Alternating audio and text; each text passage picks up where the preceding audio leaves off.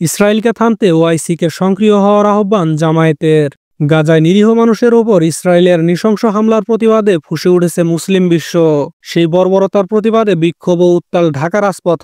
যুদ্ধবিরতি চুক্তি ভঙ্গ করে বর্বর হামলা চালিয়ে নারী শিশুসহ গাজায় গণহত্যা প্রতিবাদে বৃহস্পতিবার 20 মার্চ সারা বাংলাদেশে বিক্ষোভ কর্মসূচি পালন করেছে বাংলাদেশের জামায়াতে ইসলামী। ঢাকা মহানগরী দক্ষিণ ও উত্তরে নেতৃবৃন্দর সঙ্গে রাজপথে বিক্ষোভে নামেন দলটির হাজারো নেতাকর্মী সমর্থক।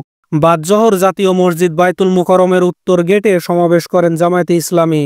অবিলম্বে হামলা বন্ধ করা না হলে দুর্বর আন্দোলনের হুঁশিয়ারি উচ্চারণ করে বিশ্ব মুসলিম সম্প্রদায়কে ইসরায়েলি পণ্য বয়কটের আহ্বান জানান জামায়াতে নেতারা। নৃশংস গণহত্যার দায় ইসরায়েলি পণ্য বয়কট, রাষ্ট্রকে নিষিদ্ধ ও মানবতা বিরোধী অপরাধের দায়ে আন্তর্জাতিক আইনে নেতানিয়াহুর বিচারের দাবি জানান বক্তারা।